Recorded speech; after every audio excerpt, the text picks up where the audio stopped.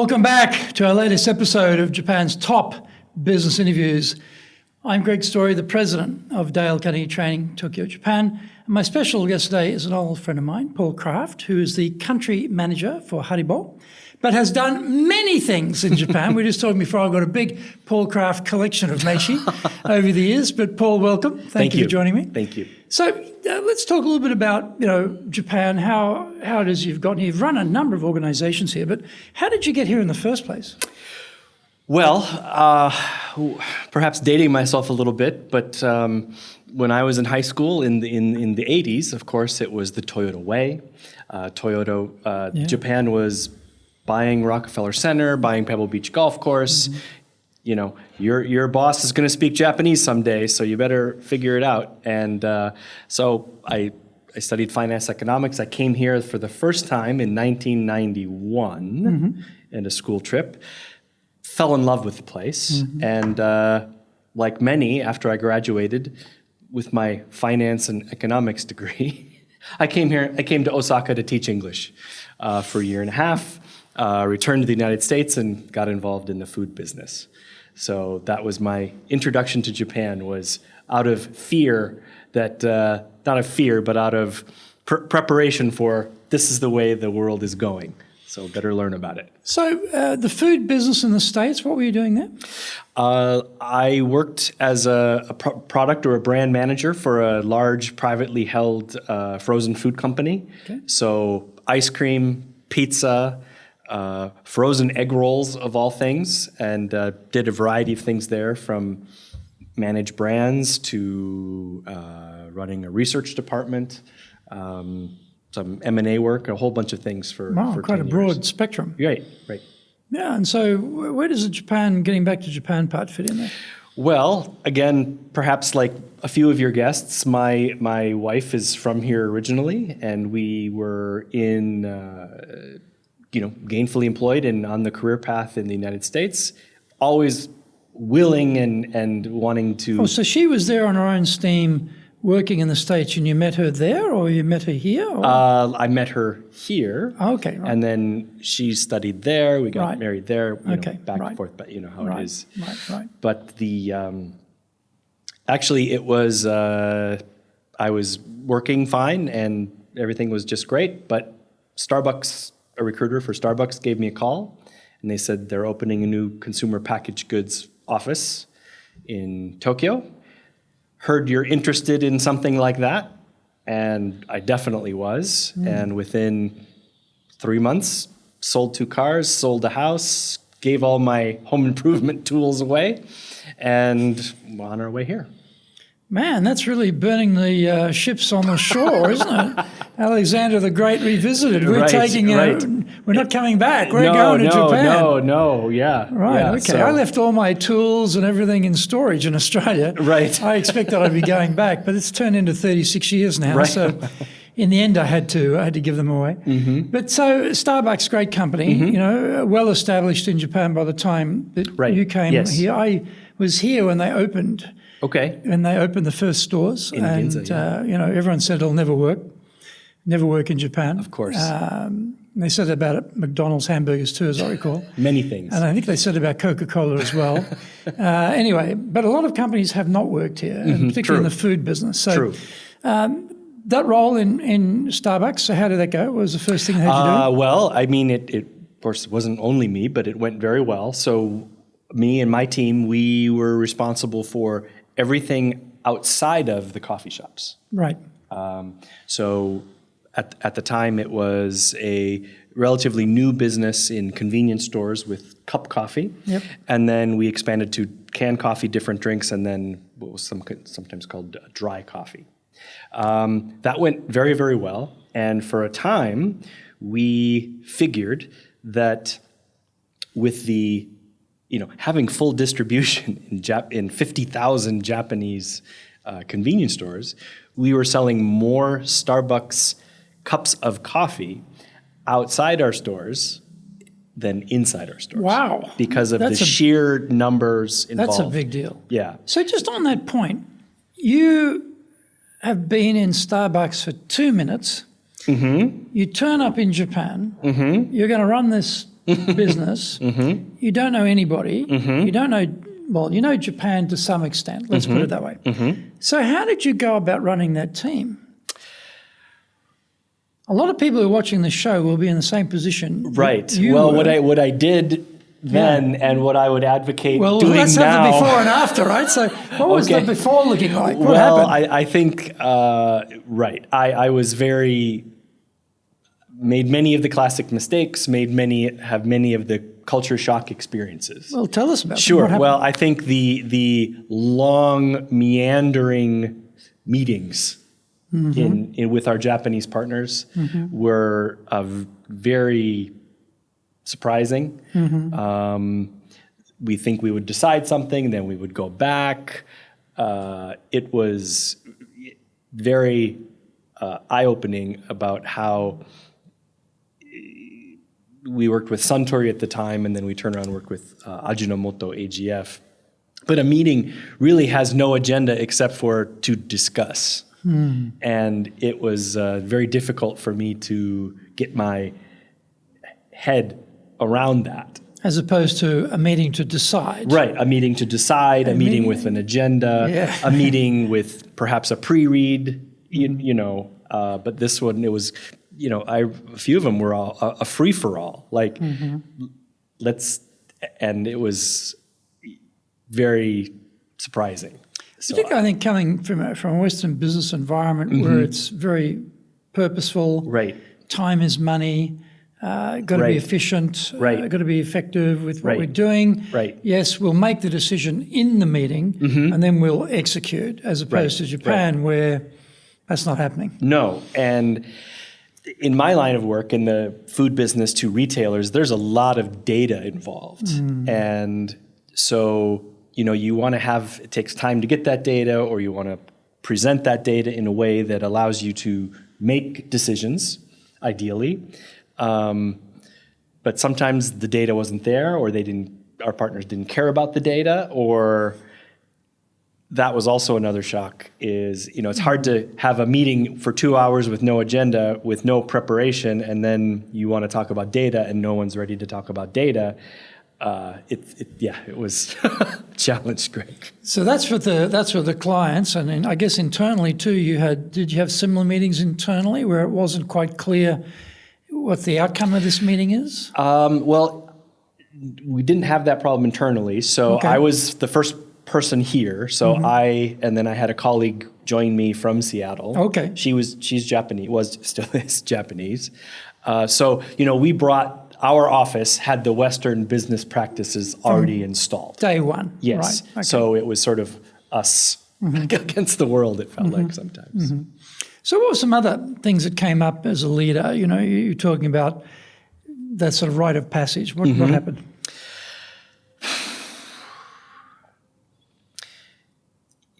I think the other thing as a Western leader or a Australian, American, British, what have you mindset is, a little bit of optimism of we can make this work. Let's get this to work. It might be painful, but it'll be worth the effort. And I think the resistance inside, I'll call it traditional Japanese business practices of that's impossible, that will never work, we've never done that before, that's never been done before. The importance of precedent in Japan is big. Last mover advantage, as opposed to first mover advantage. I remember we all have products or things that didn't go right, and I was very excited for an orange mocha from Starbucks. Orange and chocolate. I had all this data. It was, and I remember my counterparts from Suntory, and they said, well, we can't forecast that. And I said, well, why? Well, it's never been done before. It's like, but they very, very focused on precedent. And I think coming from many people, myself included, but Starbucks isn't worried about precedent. Like you said, they don't care if no one's done it before. That's what they're there for. That's what Starbucks is there for. So it was very, and I'm a little more entrepreneurial, so that was a very big learning. And what about for your team? Like you're talking about your colleague from Seattle. She's Japanese, but she's become immersed in that Western culture. But the rest of the team are not. So what did you find in terms of leading them? Because you might have that entrepreneurship mindset. They may not. Right. You may be a risk taker. They may not. You may have think outside the box capacity for insight about prospective possibilities. They may not. So what were some of the things that came up there when you're working with that team, your own team? Well, I think it's a few things that I've learned, and I think at that time, I was still practicing it, but one of the things that I've learned, including that experience, was the importance of not only taking risks, but allowing people to quote unquote fail in a safe way. Right. Which sounds, in a Western sense, sounds like, okay, yeah, so what? Except that in a Japanese context, no defects, right, no faults, right, no mistakes, no errors. Right. That's the cultural context. So when you talk about failing at all, no one wants to be part of that. And then in a safe environment, they don't know what you mean when you say a safe environment, because there's no failure, right? Well, if you can keep your groups smaller, I've noticed that helps. And if someone has an idea, so I did this at Starbucks, but a story from Nespresso, when I worked for Nespresso coffee. We'll get to that too, but keep going. Okay. Well, keep going. No, keep going. Keep going. Well, but if someone has an idea of anything, do it. Yeah. let them do it. So what you're saying is, for someone in a Japanese context, yes, to come to you and say, "Hey, boss, I've got an idea," yes, by itself is pretty remarkable. Exactly. So no matter how kooky or impractical you think that might be, you want to encourage more of that. So get right behind the guy. Exactly. So here's my idea. Yep. And my advice would be, no matter what, love it. And allow them, if there's some genuine sense of urgency to do this idea, some definite passion to do this, do it, even if you think it's going to fail. Now, here's a point. I had this experience of one of my team when I was working in the Australian Embassy. We were doing the trade promotion. She had an idea, made an appointment to see me, and she's going through this project. Like within 30 seconds, I'm going, yep, good, in my mind. I'm going, yep, good, let's do it. Because I'm typical driver, personality type, quick decision maker. Let's go. Love new ideas. Let's try it. Let's try it, right? But I had to sit there for like 25 minutes and listen to the whole thing because I knew if after 30 seconds I said, that's great, I'm with it, I'll support it, go, even though she got the agreement, I knew she wouldn't be happy. She'd feel like, oh, he didn't take it seriously. He didn't listen to me. Oh, he's just flippant. Yeah. He's a lightweight, you know. Exactly. He doesn't care. Yeah, exactly, right. It'd be misinterpreted. So I remember how painful, me, a driver type, having to sit there like time is money. But how did you find, because you're coming out of this high-paced American environment, were you similar to me? Did you have that clue to sit there and keep your mouth shut and wait? Or were you like, okay, yeah, great, let's go? Well, I'm sure I've made those mistakes, but just to sit down and to say, okay, what does this person need? This person needs me to listen. This person might be, I think one other thing for a new manager or leader coming to Japan is you have to turn up your EQ sensitivity or your EQ radar very, very high. Crank up the EQ meter. Yep. Right, yeah. So if someone is nervous or they're not sure of themselves or whatever, you gotta listen. So I'm sure I've made many mistakes with my EQ meter or radar, but yeah, if they're really nervous about it or they're not sure, just sit and listen. The amount of time you need to spend listening in Japan is very high. What's the sort of, if you think back to your very early days, Okay. like you think later, damn, that didn't go the way I wanted it to go, or oh, whoops, that's not good. Were there any sort of big faux pas or things you did and you realize later, oh, I said the wrong thing, or I did the wrong thing, or oh, I got to reel that baby back in, or I got to go back and apologize? What were some sort of things that happened there? Boy, I think... Don't worry, we've got plenty of time. You can tell us all of them. Go for it. I think dealing with frustration. Yours? Mine. Yep. How I deal with my own frustration was a multi-year, and I'm still not perfect, but a multi-year process.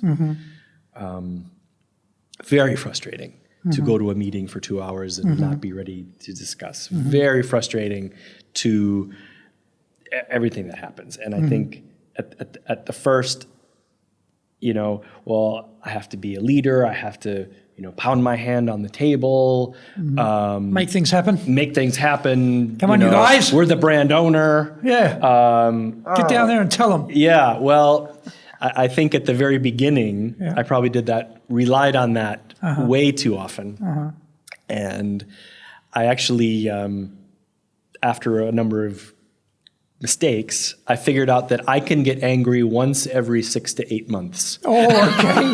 You got your dispensation. Right. You get your coupon. Yes, Here's the Paul Kraft angry coupon. Yes. Used by dates in 6 months' time. Right. And so if something would happen, I'd be like, wow, I might have to walk out of this meeting. And the last time I walked out of a meeting was 10 months ago. So I think we're okay. Yeah. Really. But if all of a sudden you're that guy who gets really, even though if you want to, but, flies off the handle or whatever, the Japanese, your counterparts, and rightly so, will just think you're a hothead and you can't listen and you can't handle the debate or the business culture. Well, I think in Japan, they see it as a weakness. Yeah.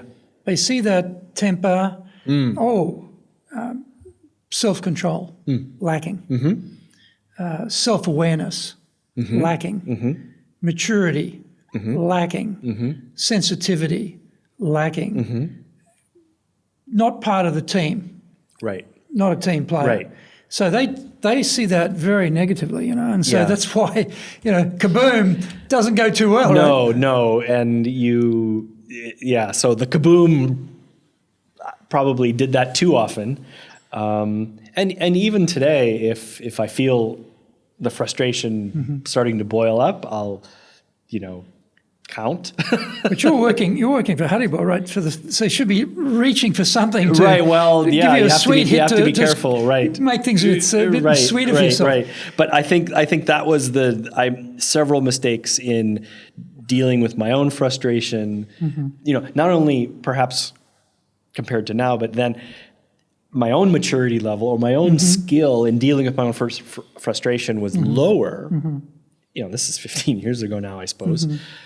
But then you're thrown into an environment where it's more important to have that skill. And so I'm sure for the first 2 years, I was swimming. So how long were you at Starbucks? 5 years. 5 years. How come you're still not at Starbucks? Great company. You've got more cups of coffee going through your system than the stores. Sounds like legendary stuff to me. What happened? Well, there's a few things I've always wanted to do, and one of them was, launch my own business. Right. And at that time, that's the entrepreneur part of you, again, right? Right. The entrepreneurial creativity, I think, is how that's defined. But I actually cold called the CEO of HoneyBaked Ham, right, which is an American chain. If Americans would have heard of it, no one else would have. But it's a 400-store American chain. Their ham is served at the White House, and all of this kind of thing. And I thought it would be a great concept for Japan. and I wanted to give that a go. And so I left Starbucks to pursue that. Right. So you asked Starbucks, so you left Starbucks to pursue that, right? Yes. So you cold call the press. That's pretty impressive for a start. Hi, I'm Paul Kraft. I'm ringing from Tokyo. We're going to open up 400 stores in Japan. I'm going to tell you how. Right. So almost, but not quite. Yeah, and that's a family business? Or yes, family-owned business. So again, this is not like a listed company. It's not got investors, doesn't say deep pockets. They're working off their own capital. So that's a big investment to come to a country like Japan. So, but you were successful to convince them. I was, yes. And so how do you go about starting? Because, I go down the supermarket, there's tons of ham. No shortage of ham in this country. No. Don't see any honey-baked ham necessarily until or recently. The ham from Australia probably tastes a little different. Yeah, exactly. So how do you go about launching something like that? So the strategy for us was, B2C. Okay. So I had spent, up until that point, 20 years of my career, 15 years of my career in grocery stores, convenience stores, etc. And I was also very fascinated with, bypassing that and going direct to consumer. So we did, a bunch of research before we launched, but what we discovered specifically, well, first of all, the long story short, we did an omni-channel approach where we started off with food service. We eventually did open a store, and then we were also online. So those three. So just let's walk back a bit from there, because unless you're doing all of that yourself, I presume there's a team. Yes. So here we go. Yes. Risk aversion. Don't want to be a first mover. Worried about changing companies and then never being employable again if this doesn't go well. Never been done in Japan. There's a precedent lacking initiative we've got here. None of this sounds attractive to an employee. And not only that, it sounds even less attractive to their parents and totally unacceptable to their grandparents. So how did you go about assembling a team? Well, first of all, one thing that helped was I had backing from a local financial firm. Importing, meat and storing it, importing it refrigerated or frozen. This is not a cheap. This takes capital. So I had some backers, and that helps a lot when I'm a foreigner trying to do these crazy things. But my background is this, but I also had the background of a financial firm, which, guarantees a paycheck, for some time, at least anyway. It's finding the right people. So it was really finding, frankly, someone who was also willing to take a little bit more risk. So what year are we talking here? What year are we in when you start HoneyBaked? 2014. 2014. Yes. Right? So we've been through the Tohoku earthquake, tsunami, nuclear meltdown, right? So we had a bit of a dip in the economy. So we're coming out of that. And at that time, there was a bit of a takeoff in the war for talent in Japan, and, trying to get people to come on board. There was demand for people, so it's quite competitive. So how are you convincing people to give up their current job and come and work for you when you're doing those interviews? And I presume it's you doing them. What are you saying to people to get them to see the dream and follow this new path and believe in something that's invisible? In this case, it was really telling the story, right? I think that probably, of course, very normal in leadership to have a story, but the story of this is so well known in the United States, yume, as they say in Japanese, so well known in the United States, so many years of heritage, try the product, really the whole thing. I mean, I would serve people ham during a job interview. This is what we're doing. And I think maybe one thing, Greg, to maybe set the scene a little bit is that, it wasn't a huge team. And it was me, two other full-time people, sometimes more. But we used a lot of, freelancers Right. or, Right. the financial firm Yep. had an investment in a web company, so we would use the resources there. Yep. So it was quite entrepreneurial. Quite yes, lean. it was very lean. Low fixed quite, costs. Yes, quite entrepreneurial. Right. We had a little office that was about the size of a closet inside the financial firm. Oh, okay, right. So nice. it was very Low cost. startup-like. Yep. So, Yep. And so, how long were you with HoneyBaked Ham? How long did that go? we worked on that for 4 years total. 4 years, okay. So in that 4 years, did you expand the team? Did it stay that same size, or were you just able to keep passing out work to people who are we external? kept passing out work. Right. We did hire quite a few part-timers as well. So we had we called it a central kitchen. Right. Out almost to Saitama in Itabashi. And we had, people from that neighborhood who helped us out. We hired a very young, I'll say kid, to manage that for us. That was a big, experience for him. But he also at night, he wanted to pursue his music career. Right. So, right. Great. We're flexible that way. Are you doing business with Japan? Do you really know how things work? Japan Business Mastery provides the answers. Do you have the right networks and know how to create them? Do you know how to get on the same wavelength with Japanese buyers? Do you know what being trustworthy looks like from the Japanese perspective? Japan Business Mastery is based on more than 30 years' experience in Japan and will become your go-to guide. Want to succeed in Japan? Buy Japan Business Mastery now. So just on that point, when you think about Western countries, hourly, part-time workers, motivation, engagement is generally speaking very low. Commitment, very low. But what about in Japan? How did you find the commitment, engagement of these part-time workers to the business? While I've seen what you're referring to, I think in general, as long as you're engaged with them, that you show that you care, that they, majority will rise to the occasion, if you will. I've found that, feedback, very specific feedback, if they're a direct report, weekly one-on-ones, coaching, but also listening. If they have an idea of how to make their own job easier or more efficient, what a great,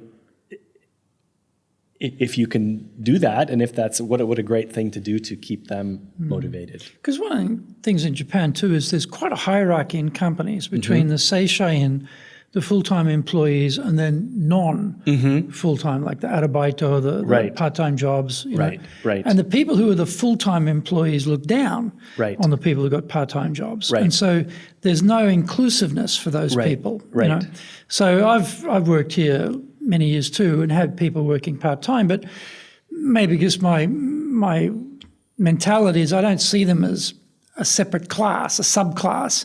I see them as, like everyone else. They happen to be on a different salary set up to everyone else, but they're treated like part of the family. They're treated like part of everyone else, part of the team. Right. And I don't like that hierarchy or that politicization, right? 100%. And you found that yourself, that when you treated people that way, you got the response, right? Because if they go and work for a Japanese company, they're going to be a subclass. Right. They're not going to be treated like that. Right. And and again, I've been fortunate perhaps to have been able to have the funds to do this, but I would insist that if there's a function, a retreat, or a staff meeting, or an all-hands company meeting, of course they're going to go. And of course we're going to pay their hourly wage for them to go. And I think sending that signal to everyone else as the leader, we are including an arabaito or a temp staff or whatever. No, we might pay them, I don't know, 1,500 yen to 3,000 yen, who knows, an hour? But no, we're paying them to come to this. Yep. That really sets the tone. Sets the tone, doesn't it? Very important. And so what were some of the challenges you found with a relatively small team? You're starting up. You've been able to tell the story. Great storytelling here. Selling them on the dream, giving them the food, the whole thing. Did you have? I'm just wondering. Did you have like someone with like the chef's hat and the white coat and comes out in the beautiful china and here's the HoneyBaked ham? The sample. Is it like that, or is it a bit more plebeian? Well, we found a way to do that. So we're talking about leadership today, but maybe there's some parallels. But you have to, in the Japanese culture, whether you're your own person or your own a product or a service or whatever, you have to be able to find some sort of, I call it the Japanese stamp of approval. If you're from a famous company, or his Japanese is so fluent, that's a stamp of approval, or everyone's sort of looking at you or your product a little suspect. Ham. With ham, we knew that people aren't used to Japanese ham, and we needed to have a Japanese stamp of approval. And for us, that was the luxury hotels, traditional luxury hotels. Specifically, it was the New Otani. So we knew if we could get into some of these hotels, and the New Otani hotel was an early customer, that is a stamp of approval for the rest of the market. And also for employees. Right. Because you're saying to someone, part of that storytelling is, yes, HoneyBaked Ham is in the New Otani Hotel. Right. That's like, mainstream. Right. That's mainstream. Or kind of traditional, conservative, dare I say, old Japan. Yes. Right. Mainstream, traditional, yes. Big plus there, isn't it? Stamp of approval is big. So what other things came up in running a small team like that, where you're doing, Japanese like to be very tiny in their job description, so it's extremely limited in what they've got to do. Right. But in that, it's going to be a very broad job description, I'm sure. Right. Doing a bit of everything. Well, I think, this team, we're talking like 4 people or less, so it's not 40. But we were sort of, very interested in, or very focused on, celebrating our success. Right.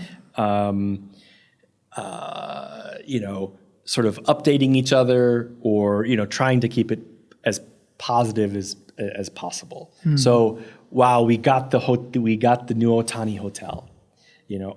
That's just great. So how can we use that in a positive way to open more doors for us? Or then a sales person would come back from me, Paul, I told them we were at the New Otani, and that's when they started listening. Yeah. So how do you plan those wins to sort of get momentum going, if you will? And whether we were on TV or we were on the cover of Tokyo Weekender. Time. Yeah, maybe Weekender. No, it wasn't Tokyo Weekender. It was Metropolis. No, it was Time Out. No, it was I'd have to look. I'm running out of free magazines now. No. This wasn't a free magazine. But anyway, we were on the. Oh, it wasn't the American Chamber Journal? No, it was not a gaijin magazine. Oh, Japanese. No, the Japanese fashion magazine. Oh, fashion magazine. Okay. Anyway, we were on. Anyway, we were on the cover. That's good. And it was spectacular. That's spectacular. And now it's like, okay, we're going to go to the store and we're going to buy 10 copies of that. And so, then we make little, point of purchase. And so we just keep the momentum going and it sort of, it becomes a little bit of us against the world. Okay, so that's pulling the team together. So after the 4 years there, you decide that you're going to move from HoneyBaked Ham. Right. So what do you do next? Back to coffee. Back to coffee. Back to coffee, and then that was Nespresso, which is. And has HoneyBaked Ham kept going in that time? No, after about a year after I left, they withdrew. They gave it up. Okay. So Nespresso, right? So Nespresso. Is this at the stage where Nespresso's got the beautiful stores with the capsules? And exactly. Absolutely spectacular layout. I mean, Yes, just George wow. Clooney is the global spokesperson. Yeah, and they're giving Yes. you the little sips and, Exactly. awesome Exactly. branding, Yes, yes. awesome and presentation. And Americans think the cups of coffee are so little. What is this? Yeah. Well, the thing about that, I remember the first one I really saw was in Sydney. I was down in Australia, I just popped in Sydney. I was just blown away. I was like, wow. Right. Look at this. I thought, gee, some really... It's jewelry. Yes, exactly. This is like jewelry. It's high end. It's, in a way, it's a bit like Apple has built a temple to itself in its stores with the way it's laid out, beautiful. And you've, in Nespresso's case, when you're there, same sort of thing. So what was the job that you were doing there? I was the head of the basically the business-to-business group. Right. So our big clients were hotels, Yep. restaurants, Right. really off-premise. So So how many people got in the offices. team? At this point, I started. We had 12, and then I think we added quite a few salespeople. So I think we got up to 20. 20, yeah. Okay, great. So what was it like going from Starbucks, major company, HoneyBaked Ham, innovator, now Nespresso, well-established company, beautiful brand, everything, great coffee, et cetera, and now you're running a team. So what's your approach? Now, one of the problems I've had is that I think, I've been successful over here, and I can transfer that approach over here to then discover, that's not working. It's not transferring, and have to rethink what I'm doing. How did you go? How did you approach that? Did you think, I'm going to start from zero and have a look at it, or am I going to bring my experiences with me and try and apply those onto this new map and take it in a different direction? How did you think about that? So it was. I knew what I was getting into, but Nespresso is part of Nestle, and this is a very, very organized, global, Big company. Big company. So, in order, love process. So,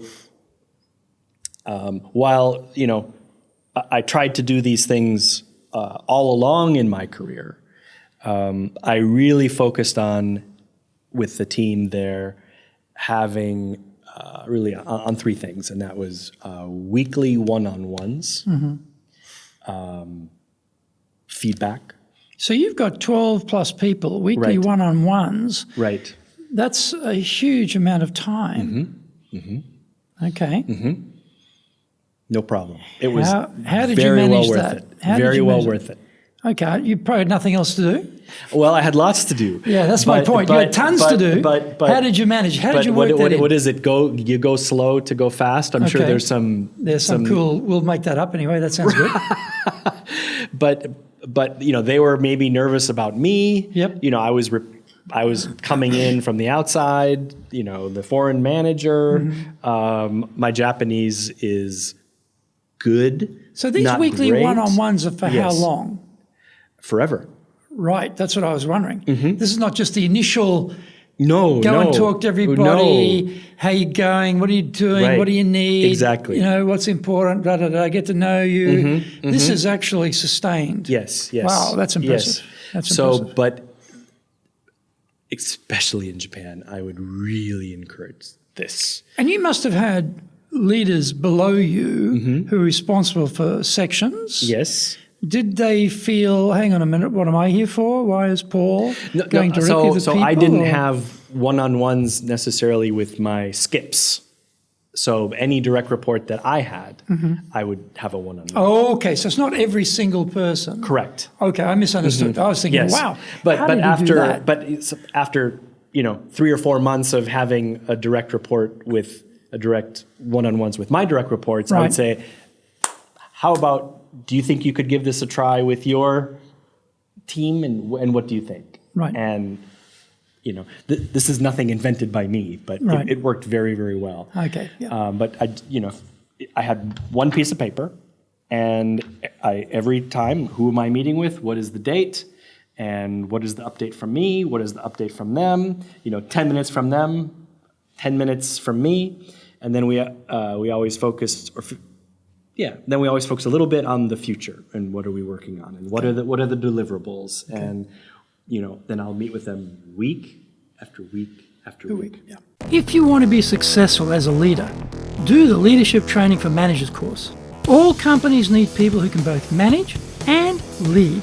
Leading people screams out for real skills in communication, dealing with all different types of people, being excellent at innovation, planning, delegation, handling mistakes, doing performance reviews really well, and inspiring and motivating the team. Do the Leadership Training for Managers course now in either Japanese or English. What were some of the challenges you found at Nespresso as a new company to you? Very heavy process-driven company, which I guess in some ways for an entrepreneurial person could be a bit limiting. Did you feel like that? And it took a little getting used to. Getting used to, right? Right. And what was like the leadership challenges you found? Because they're all probably used to it. You're the odd one out here, perhaps. But what were some of the leadership challenges you found there? Oh, I think a leadership challenge.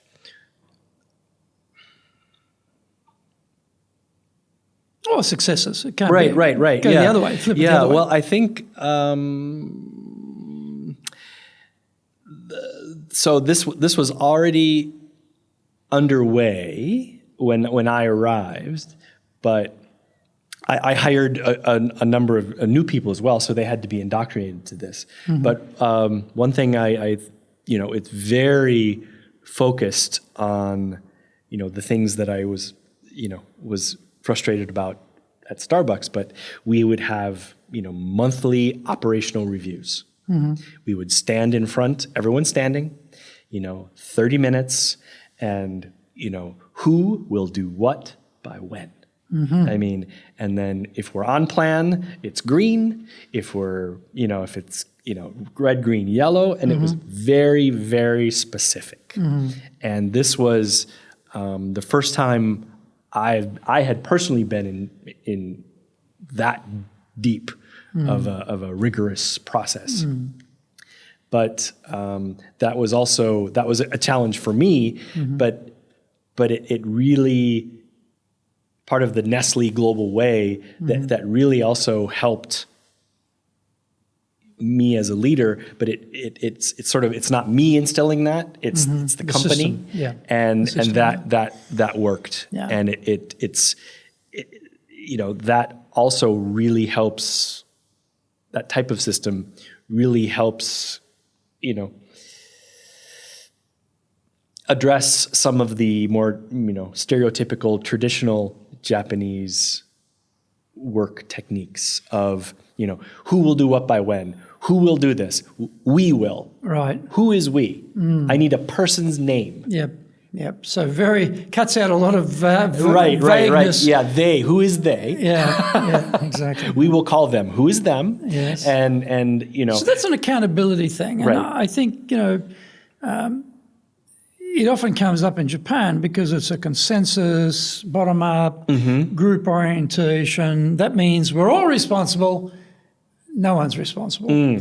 But what you're talking about is clear, specific, nominated accountability for an outcome by a certain time at a certain quality level. Right. So how does the system sell that to people? That's how it is around here. If you don't like it, go and work somewhere else. Or how do they justify that? For Japanese, I guess would be very confronting to have that personal responsibility, and you are going to be lined up with all these people, and your is red, and everyone else is green or yellow, but you are red in front of everybody, right? It's very public. Yes, it's very public, and that maybe shame drives some behavior, but the thing also that helped. In leadership or in guiding is, you don't want your team to fail either. No. Right? And so if someone said, well, I will do this by next Friday, you'd be like, boy, what you just outlined there as that next step seems like it's really bigger than that. Next Friday, yes. Yeah, the next Friday. Is that really maybe good? What would be some subsets sub steps or the break it down. Break it. Thank you. How would we break that down to just make that a little more doable or a little manageable? And this sort of calms people down a little bit. They know you have their back and that you're not setting them up to fail, right. etc. And I think that helps a lot. So after Nespresso, what happens then? Then HARIBO. The latest card. Yes, in the Kraft collection. Yes, here. the number one gummy producer in the world. So why HARIBO? What made you go from Nespresso to HARIBO? What was attractive about HARIBO to you? Back to some things I mentioned earlier. It's much more of an entrepreneurial opportunity. It's similar to my Starbucks days. I'm the first person for HARIBO in Japan. Okay. The brand has been here for 30 some years. Through distributors, right? Through distributors, but I'm the first person. All right. So I like that. When did you move here? It's not that long ago. 4 years ago. 4 years ago, right? So there's no staff. No staff. Distributors taking care of everything. Yep. Usually it's difficult to get the distributors to give up a profitable business. I'm not sure how the relationship, whether they went willingly or whether they went unwillingly. Well, we're still with them. Still with them. Okay, Yes, that's good. That's a good sign. So again, how do you get people to join? Yes, it's well known. It's been around for a long time, but this is now the HARIBO company opening up. How do you get people to join? What's the story we're giving them here? Well, the story here is, first of all, HARIBO has been in Japan for a long time, and it is actually of people, young women in their maybe about 30s or 40s or whatever. It was probably the first one of the story I hear about a lot. It is the first candy that they purchased with their own money. Right. Okay. So there is an affinity there. Real love of the brand. Right. Or Love back, that, when these today, when back in the bubble where today's consumers were in school, perhaps people would travel abroad more or whatever. So this was a common gift to bring back. Nice. It's a nice character. Yep. We love characters in Japan. Yep. So it's much easier than when I was in the ham business. So after 4 years, how big is the company? How many people in the company now? Right now, it is still only me. Okay. I do have a cadre of others, around Japan that helps, and I have colleagues all over the world. So the distributors are still doing the physical distribution. Correct. So what is your role here? What are you doing? So I'm here to guide the distributor, guide the strategy, be that conduit between the market and the global organization. From about, rough on dates here, but I think from around the year 2000 onwards, we started to see, and you may know this better than I, but we started to see brands taking back control, buying out distribution, setting up their own stores, putting their own people in there to have more control. And that's gone, just about every major brand has done that. So I'm guessing with HARIBO, the idea was they wanted to have someone on the ground here who could tell them what's going on. Because often it's very hard to know what's going on here. You're dealing through the Japanese system and they don't necessarily, the distributor doesn't actually want to tell you actually what's going on. They'll tell you as much as they think you need to know, which may not be particularly a great amount. So you, I guess, are playing that role of lifting or peeling back the velvet curtain and saying, well, this is actually what's really going on here. Right. And then you also have the other side of trying to influence what's happening here because the distributor probably does more than just HARIBO brand, right? They've got a number of them. So again, the salespeople are selling a number of different brands. Why would they sell yours over someone else's in their line? It's quite difficult to actually have impact in there. So, how do you lead the distributor? Because that's really your job is now leading the distributor around strategy, around sales, methodologies to grow the pie or grow the bag of sweets in this case, right? How do you lead the distributor? Your description is right on, and you kind of wore me out. But that's exact. Yes, you very accurately described what what I do, Greg. Relationship, patience, careful how I show my frustration, lead by example, make a precedent or find a precedent, or, a lot of it is, in some ways, looking at the Japanese convenience store market, the top 3 of the top 4 convenience store chains in the world are located in Japan. So, these are very sophisticated retailers. On the flip side, the supermarket chains are like going back in the 50s of the United States and in Australia. So very antiquated. So, how do you bring new skills, new ways of thinking into that? That's been the challenge. And you've got to do that through the distributor. Correct. Right? Now, we've had experience where the company has got a distributor. They call us to provide training for their distributor's sales staff. The distributor doesn't want to do it. Right. They're not interested. They think, no. We're already good enough. Sales training, what do we need that for? But when the company looks at the numbers, they go, well, look, we've got a lot of option here. We do a lot more. They don't feel they got the skills. When we do the training, they love it. They do love it. But at the initial stage, it's resistance. Yes. And it's because the mother company pays for it and sort of, wrestle them to the ground and makes them do it, that they agree, send their people. But when they do it, they enjoy it. So I've had direct experience of trying to work with company reps to work through the distributors to change a simple thing, which is all they have to do is send their people for training. They're not even paying for it, to become better. But the resistance is immense. Right. So I'm feeling your pain here. But what have you found has worked well? You've mentioned some things about listening, patience, etc. But particularly bringing in new ideas or new directions. What have you found is working well?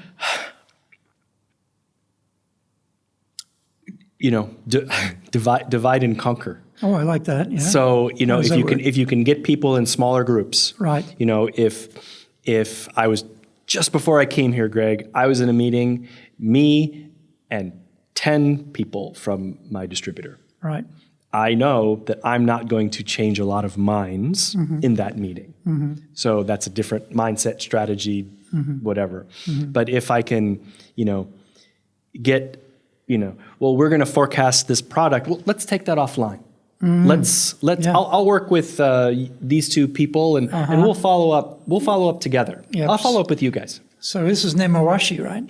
But if you can do that Nemawashi where the people who are going to be involved in the final meeting have been worked on prior to the meeting, and you do the groundwork with them, you're basically selling people who attend the meeting. When you get to the meeting, it's a done deal because they've all somehow harmonized and agreed. Right. But it's so much time. Yes. Right? Yeah, my job, the more I'm at the distributor's office, spending time with them, the more successful I'll be. Yeah. Time and time again. Yeah. But it's not just I'm teaching them, but they always want to know.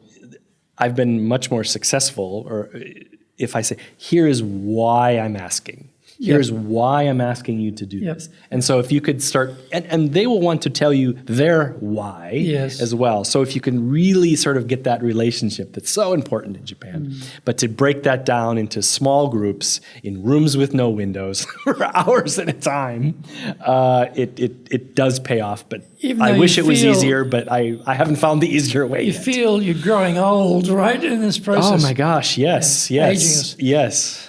We're going to give some advice to someone new to Japan. They've never been here before. They're being sent out by their company. What would be some piece of advice you'd give to someone?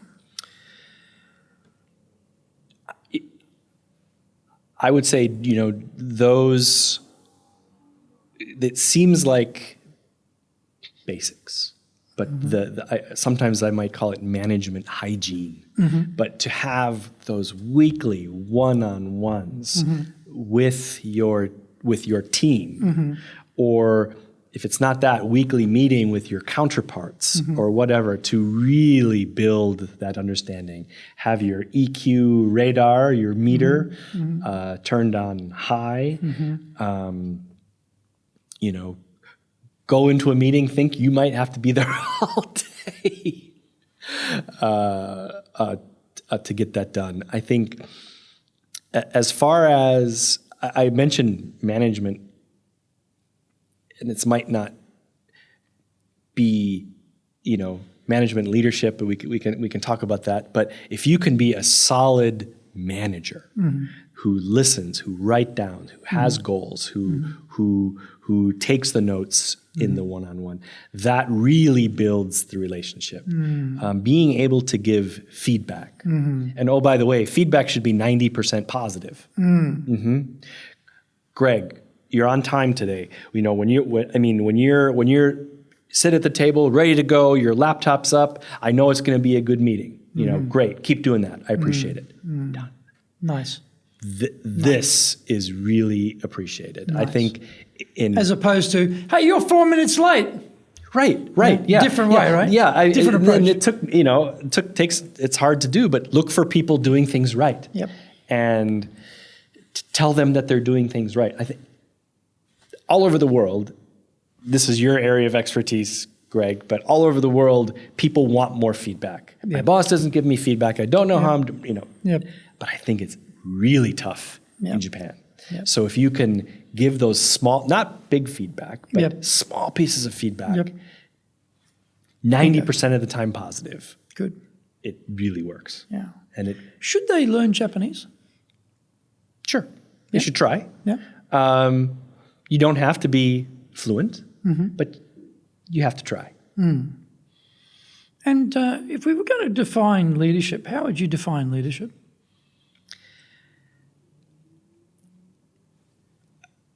For me, leadership is achieving the organization's goal by maximizing the potential of your team. Right. That's it. Your job is to maximize them. Very good. Paul, thank you very much. And let me just put in an ad here for Andrew Hankinson, mate of mine. For those viewers who'd like to, and listeners who'd like to have more about your experience with the things you've done here, because that was a fascinating podcast too. Oh, thank you. Now and Zen is a great podcast. I've been a guest on it. You've been a guest on it. Andrew's been a guest on my podcast. So it's all in the family here. Right. But certainly listen to your podcast with Andrew, because that was fascinating.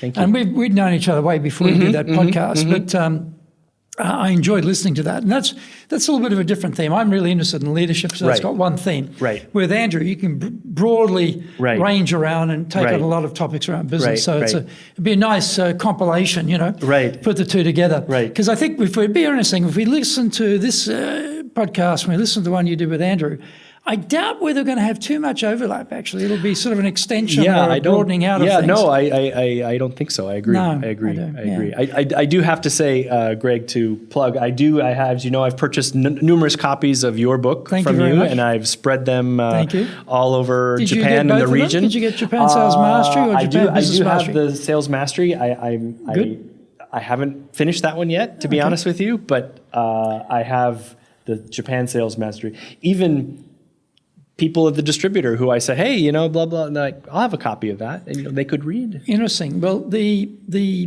update on that is the Japanese translation of that. Oh, really? Which is going to be called Za Eigyo. Okay. But the Za on the cover will be written T-H-E. So the kanji for Eigyo, T-H-E, Eigyo, just to be a bit different, is just done. We're just doing the final wrap-up of final check. So within probably, I don't know, a month, 6 weeks, I'm not sure that'd be out. And my new book in English, which is going to be called, or is called, Japan Presentations Mastery, is done now. We're in the final that should sell a few final stages of that. Congratulations. 82, 83 chapters. It's quite a long book, Wow. You're the busiest guy in show business. Yeah, 336 pages, I think. I call it the Bible on presentation skills for Japan. So that's almost done too. But thank you for reading and buying the books. Would that be in English or that be in Japanese? That will be in English. I'll take one. Yeah, absolutely. Thank you very much. There you go. If I may, will the Japanese salesman? It's a translation, so chapter by chapter it matches. Exactly translated. Yeah. I think that'll be so for Japanese. This is now my all about me. Yes, now we're talking about you. Me, but it's the idea was you have mainly American authors writing about sales, which get translated into Japanese. But these are not aimed at a Japanese market, it's aimed at an American market. So the methodologies aren't exactly appropriate for a Japanese market. Okay. Then you have Japanese writers writing in Japanese for a Japanese market. But there's no global best practice because there's sort of that Galapagos Island effect, it's in this own little world, ecosystem. Right. So me, as a foreigner, I read, write, speak Japanese. I've been here a long time, 36 years. I've been in sales in Japan a long time. I've got that sort of both worlds. So I'm trying to combine my understanding of the best practice of the West in sales with the Japanese needs for local into one book. And this is my take on it, which is what the original book in English was on. Right? Okay. But now this is the Japanese version of that. Well, and I think there's I'll take a few copies of that too. I think there's a market for this because, it's sort of fitting in the middle of something that doesn't exist at the moment. So we'll see. Yeah, we'll see. Well, we're here to sell training, not to sell books. By the way. So that's our key thing is, we do the books to sell the training. We don't do. Trust me, there's no money in writing books.